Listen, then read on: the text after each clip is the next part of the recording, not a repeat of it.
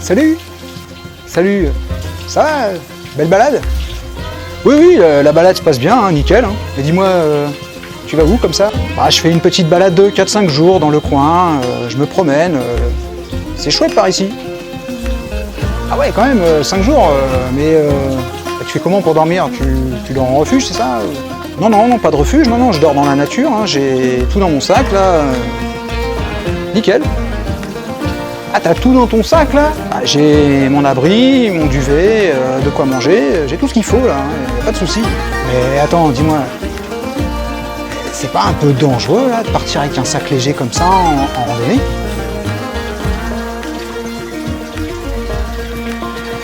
Bonjour, c'est Philippe. Tu l'as compris, dans cette vidéo aujourd'hui, on va parler de cette question qui peut revenir souvent. Est-ce que c'est dangereux? Est-ce que c'est pas un peu inconscient de partir randonner avec un sac léger? Mais juste avant, générique.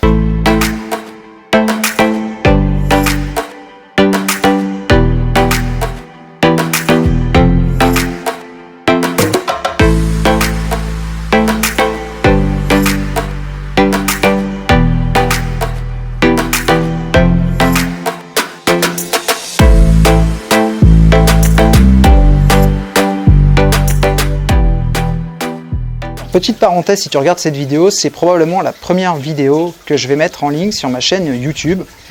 Donc déjà, je m'excuse à l'avance s'il y a beaucoup d'erreurs, je suis vraiment désolé, je fais le maximum pour que ce soit le moins chiant possible. En tout cas, j'espère qu'au niveau du fond, ce que je vais dire aujourd'hui te plaira, va t'éclairer en tout cas. Je ferme la parenthèse, on revient sur le sujet et la question donc, est-ce que randonner léger, c'est dangereux? Est-ce que ça peut être inconscient de partir avec un sac de 2-3 kg sur le dos en randonnée? Oui, ça peut être dangereux si c'est pas fait correctement. Et si j'avais envie de faire cette vidéo aujourd'hui, c'était pour recentrer le débat sur l'allègement, la réflexion sur l'allègement, parce que quand on débute dans la randonnée, que ce soit la randonnée tout court ou la randonnée légère, on peut légitimement se poser la question, on peut se dire mais forcément partir avec un sac de 2 kg, ça veut dire qu'on va pas être confortable, qu'on va avoir du matériel qui est léger, donc ça veut dire fragile, donc sur lequel on va pas pouvoir se fier, qui peut potentiellement nous mettre en danger, donc c'est légitime de se poser ces questions-là. C'est normal. L'important, c'est de comprendre que si on se pose ces questions-là, c'est qu'on n'a pas la bonne réflexion sur l'allègement, on n'a pas adopté le bon état d'esprit. Qu'est-ce que j'entends par là? Quand on randonne avec du matériel léger, le matériel va être plus fragile. Mais dans ces cas-là, il faut adapter son état d'esprit. Tout simplement, on va faire plus attention. On va être plus soigneux avec son matériel. On va en prendre plus soin, on va être moins bourrin. Et puis, on va utiliser son environnement. On va être plus à l'écoute de ce qui nous entoure. Alors, ça n'a que des avantages. Le premier avantage, c'est que forcément, on va être plus en immersion dans la nature. On va être plus concentré sur ce pourquoi on est venu. C'est-à-dire qu'on n'est pas venu pour le matériel, on n'est pas venu pour faire du déballage de matos, on est venu pour profiter de la nature. On est là pour profiter de cette connexion, pour profiter de ce silence, pour profiter de ces paysages. On n'est pas là pour s'extasier devant son nouvel abri, devant son nouveau matelas ou devant sa nouvelle popote en titane. Je veux dire, ça, ce sont des outils, uniquement des outils qui vont nous permettre justement de profiter de notre environnement. Donc l'intérêt de l'allègement, c'est justement de pouvoir profiter plus de son environnement. L'autre intérêt également, ça va être de développer des nouvelles compétences. Qu'est-ce que j'entends par là? Mais forcément, lorsqu'on sait qu'on ne peut pas se reposer que sur son matériel, on va également faire beaucoup plus attention à son environnement. On va être beaucoup plus vigilant sur la météo, on va être beaucoup plus vigilant sur le relief, on va être beaucoup plus vigilant sur plein de choses sur lesquels on ne ferait pas forcément attention avec du matériel traditionnel. Et ça va nous permettre de développer des compétences. Le danger aujourd'hui, il est de faire des raccourcis.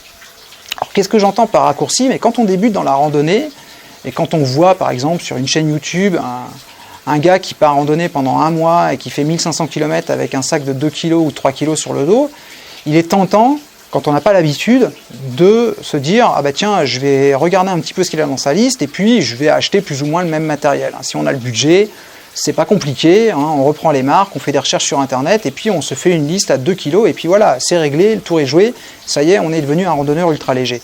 C'est pas aussi simple que ça. Si c'était aussi simple que ça, tout le monde le ferait. Et moi en l'occurrence, quand je pars me balader, je vois quand même encore beaucoup de gens, je dirais 90% des randonneurs que je croise dans mes balades, quand j'en croise, qui sont équipés avec du matériel traditionnel. Alors c'est pas le fait de ne pas connaître aujourd'hui la randonnée légère, c'est un courant qui commence vraiment à se répandre. On voit bien que des grandes enseignes comme Decathlon, ils vendent proposent de plus en plus de matériel qui est ciblé dans le léger, voire l'ultra léger, mais Pourtant, dans la pratique, moi, en tout cas, en ce qui me concerne, je vois pas énormément. Je pense qu'il y a une grosse majorité encore de gens qui randonnent avec du matériel traditionnel. Et ça peut venir aussi du fait que les gens se disent « Ouais, mais le matériel léger, c'est bien gentil, ça c'est sympa, c'est marrant 2 secondes, mais c'est pas sérieux, c'est dangereux, potentiellement on peut se mettre en danger, et puis voilà, c'est pas sérieux de partir avec des chaussures de trail en randonnée en montagne. C'est pas sérieux de partir avec un abri monoparoi, et puis un petit duvet ou un pied d'éléphant, etc. » Et ça, c'est encore une fois une question d'état d'esprit. Aujourd'hui, quand on va randonner léger, il est hors de question d'aller faire un copier-coller d'une liste. Aujourd'hui, c'est un peu comme le principe des vases communicants. Quand on veut randonner léger, il faut bien comprendre que ce qu'on va enlever d'un côté, ce qu'on va alléger au niveau du matériel, ce qu'on va retirer comme objet dans une liste pour rendre la liste légère et minimaliste, on va le rajouter de l'autre côté. Qu'est-ce que je veux dire par là? Je veux dire tout simplement qu'on va développer des compétences, ce que je disais tout à l'heure. On va développer notre connaissance, et puis plus on va pratiquer, et c'est là le point le plus important, je pense, le point le plus important dans la vidéo, c'est pratiquer. Pourquoi? Parce que la pratique, il n'y a que la pratique qui va nous permettre de développer des connaissances, de mieux maîtriser ses aptitudes, de mieux maîtriser les connaissances de son environnement, des endroits où on va aller se balader, du relief, de la météo, de la végétation. Plus on va pratiquer, plus on saura anticiper beaucoup de choses dans la nature, plus on saura repérer des bons endroits de bivouac, plus on saura repérer des endroits où on peut s'arrêter manger, des cours d'eau où on peut se ravitailler en eau, etc., etc., etc. Lire une carte, s'orienter, enfin, c'est des choses qui ne s'apprennent qu'en pratiquant. Donc plus on va développer des compétences, et plus on va pouvoir s'alléger en connaissance de cause au niveau du matériel. Il ne faut pas oublier un fait important, c'est que le matériel n'est juste qu'un outil, un moyen de parvenir à une finalité. La finalité, ça va être de se sentir plus libre lorsqu'on va partir en randonnée, pour s'immerger davantage, de pouvoir profiter davantage des paysages, de cette connexion avec la nature, ou ça va être tout autre chose. Ça peut être aussi un moyen d'emmener du matériel photographique professionnel pour faire de la photo de paysage. Ça va être un moyen d'emmener un drone, ça va être un moyen d'emmener une guitare, ça va être un moyen de faire des choses, d'ouvrir des portes qui ne seraient pas possibles d'ouvrir si on partait randonner avec du matériel traditionnel. Et le fait de partir avec du matériel léger en randonnée et avec peu d'objets, ça va permettre d'ouvrir ces portes. Mais il faut le faire correctement. Il faut le faire correctement, c'est-à-dire que j'ai mes notes qui sont en train de s'envoler, hein, donc ne t'inquiète pas, si je regarde à droite à gauche.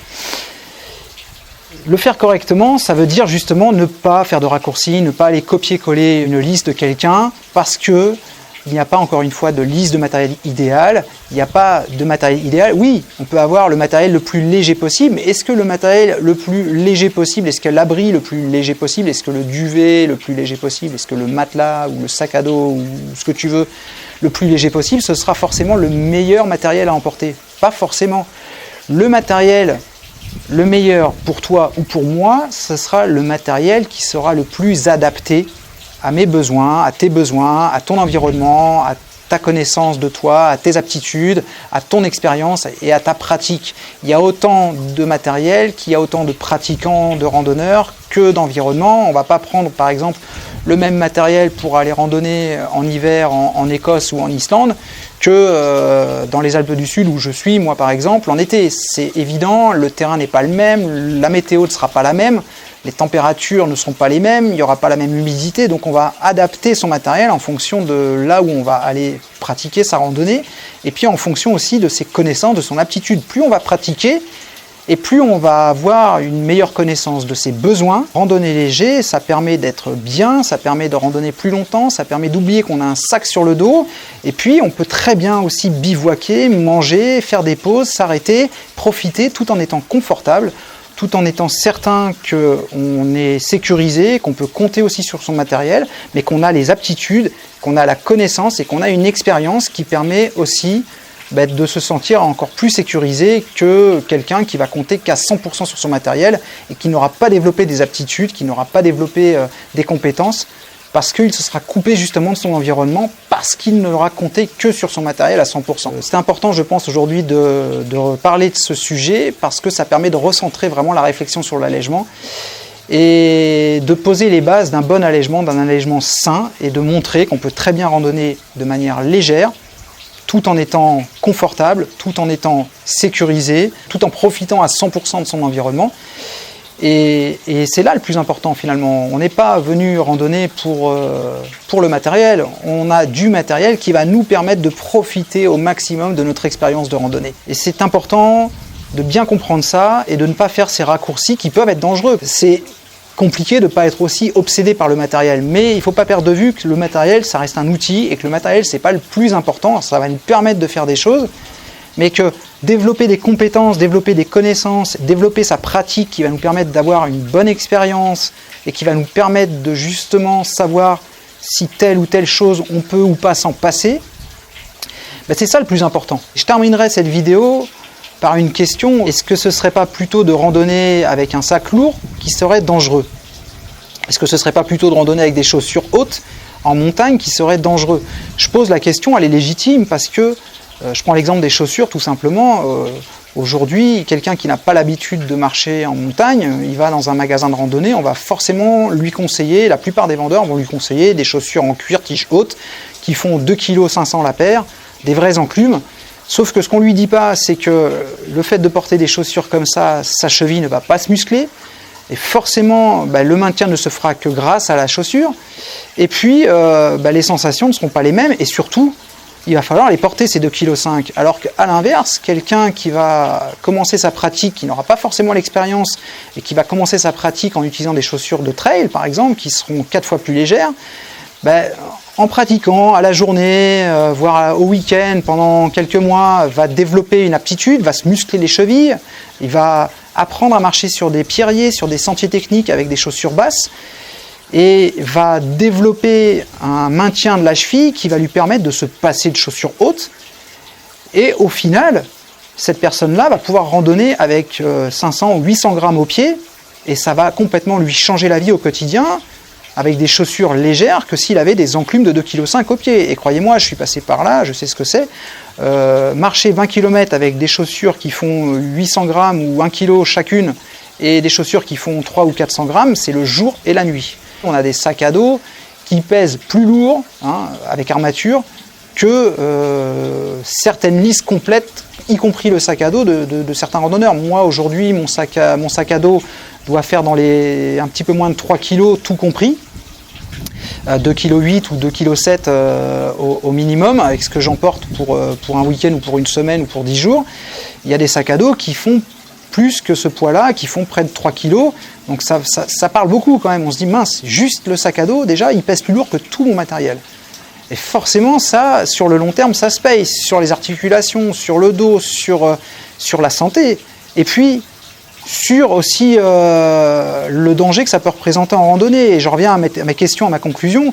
Est-ce que randonner avec un sac lourd, ce ne serait pas dangereux? Le jour où on doit passer dans un pierrier très raide et qu'on a 15 kg sur le dos, par rapport à un randonneur léger qui va passer avec un sac de 3 kg, lequel aura le meilleur appui, lequel aura le meilleur équilibre? On peut se poser la question aujourd'hui. Et le fait de ne pas se reposer à 100% sur son matériel, ça encore c'est très important parce que c'est ça qui va nous permettre de développer des compétences, d'être plus concentré, d'être plus à l'écoute de ce qui nous entoure et d'éviter justement de faire des erreurs, d'éviter de se mettre dans des situations dangereuses. Et ça ne peut passer justement que par un état d'esprit qui va être axé sur un alourdissement, et c'est ça le principe des vases communicants, un alourdissement des connaissances, une augmentation des connaissances et de l'expérience pour un allègement au niveau du matériel. Parce qu'on a compris que le matériel, c'est bien, mais c'est juste un outil, c'est pas le plus important. Le plus important, c'est ce qu'on a entre nos deux oreilles, c'est notre cerveau, et c'est ça qui va faire la différence aujourd'hui. Voilà, cette vidéo est terminée, j'espère qu'elle t'a plu, en tout cas qu'elle t'a redonné confiance dans ta démarche d'allègement si jamais tu avais le moindre doute. N'hésite pas à la partager si c'est le cas ou à mettre simplement un pouce. Quant à moi, je te dis à très bientôt dans d'autres vidéos. Ciao!